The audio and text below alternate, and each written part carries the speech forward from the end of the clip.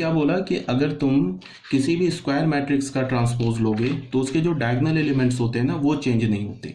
जैसे ये देखो, ये 3x3 ऑर्डर का स्क्वायर मैट्रिक्स था, ये भी ट्रांसपोज लिया तो ये भी 3x3 ऑर्डर का स्क्वायर मैट्रिक्स हो गया, तो इसके डायगोनल एलिमेंट सेम रह गया 1 -1 6 1 -1 6। अब जो डायगोनल के कंजुगेट एलिमेंट्स हैं वो आपस में बस इंटरचेंज कर जाते हैं। जैसे ये देखो, 0 का कंजुगेट 2 था, यहाँ देखो 2 का कंजुगेट 0 था और 0 का कंजुगेट 2 था, तो ये दोनों आपस में इंटरचेंज हो गए। 3 का कंजुगेट क्या था, 4 था, और 4 का कंजुगेट 3, तो ये दोनों आपस में इंटरचेंज हो गया। देख लो, ये 4 इधर आ गया, 3 इधर आ गया। अब जैसे देखो 8 5 आपस में कंजुगेट एलिमेंट थे, ये आपस में इंटरचेंज हो गए। कंजुगेट एलिमेंट मैंने तुम लोगों को बता रखा है।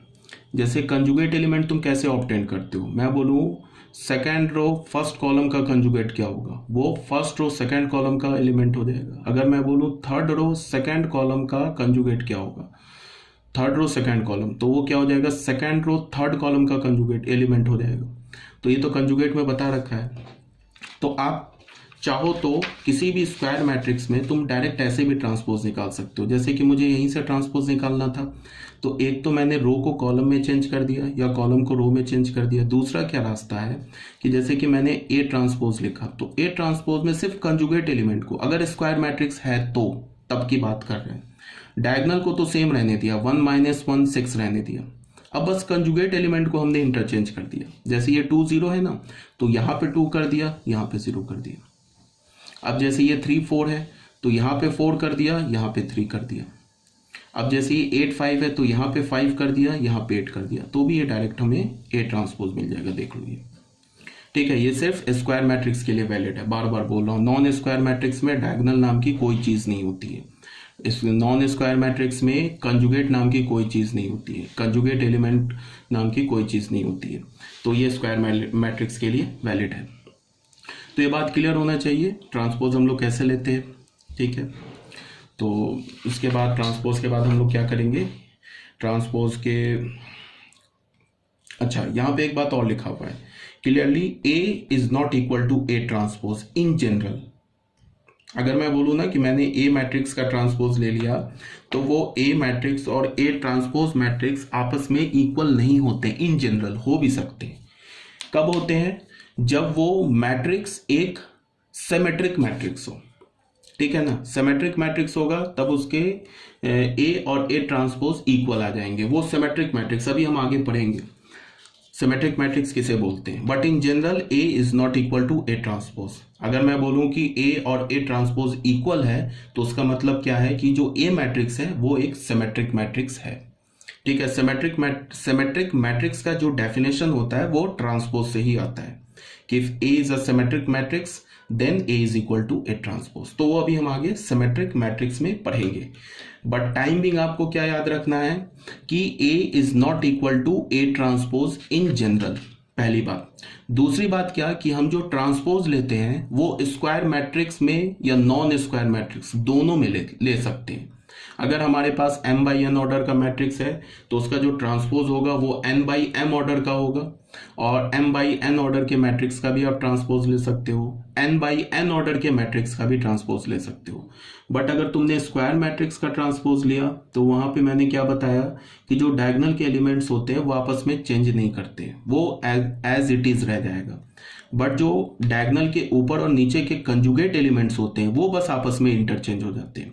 ठीक है, तो ये बात क्लियर होनी चाहिए।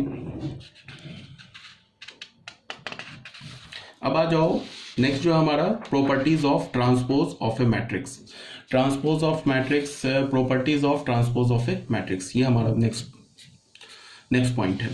तो इसमें सबसे पहला जो पॉइंट क्या है, if order of A is m/n then that of A transpose be n/m। ये तो ट्रांसपोज का डेफिनेशन ही है कि अगर ए मैट्रिक्स का ऑर्डर m/n है तो उसके ट्रांसपोज का ऑर्डर n/m होगा।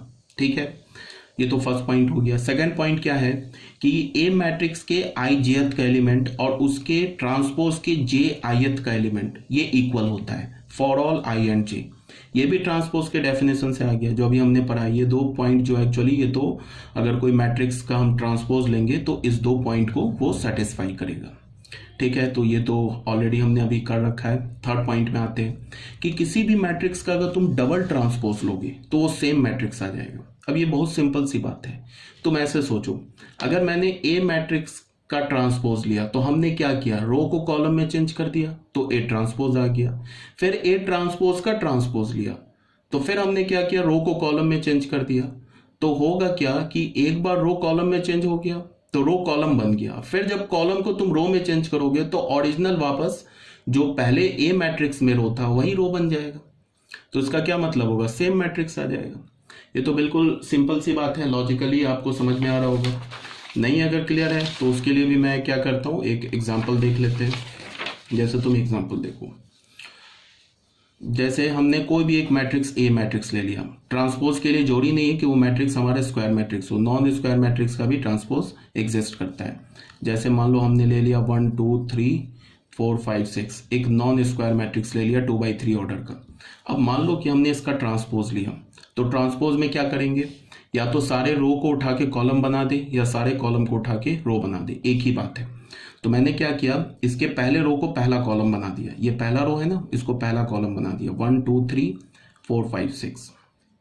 तो इसका ऑर्डर क्या हो गया हमारे पास 3/2 हो गया।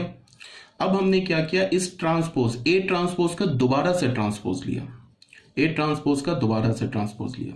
तो हमने यहां पे क्या किया था, रो को उठा के कॉलम बनाया। अब यहां पे मैं क्या करूंगा, कॉलम को फिर उठा के रो बना दूंगा, तो फिर ये तो सेम ही मैट्रिक्स आ जाएगा 1 2 3 एंड 4 5 6। तो ये क्या मिल गया हमें 8A। तो यहां से हमें क्या मिल गया, ए ट्रांसपोज का ट्रांसपोज इज ए। ये बात क्लियर होनी चाहिए, कोई प्रॉब्लम नहीं यहां तक, ठीक है।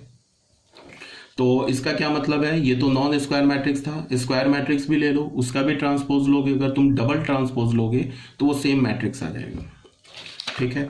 तो ये याद रखोगे।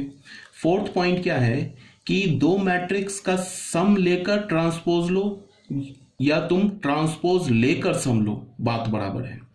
दो मैट्रिक्स का डिफरेंस लेकर ट्रांसपोज लो या ट्रांसपोज लेकर डिफरेंस लो, बात बराबर है। यही बात यहां लिखा हुआ है, सम के लिए भी और डिफरेंस के लिए भी। इसका क्या मतलब है, A plus minus B transpose is equal to A transpose plus minus B transpose.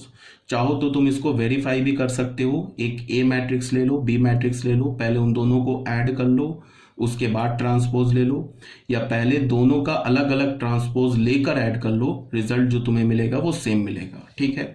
इसी का जनरल प्रॉपर्टी है, इसी को हमने जनरलाइज कर लिया। जनरलाइज हम कैसे बोल सकते हैं, A1 matrix plus minus A2 matrix plus minus A3 matrix plus and so on up to AN matrix का transpose is equal to A1 matrix का transpose plus minus A2 matrix का transpose plus minus A3 matrix का transpose plus minus and so on AN matrix का transpose, ठीक है। अब आ जाते हैं 6 पॉइंट पे। 6 पॉइंट क्या बोल रहा है कि किसी तुम मैट्रिक्स A में पहले एक के स्केलर मल्टीप्लाई करो, ठीक है, उसके बाद उसका ट्रांसपोज लो, या पहले ट्रांसपोज लेकर स्केलर मल्टीप्लाई करो, रिजल्ट जो मिलेगा वो सेम मिलेगा, ठीक है ना।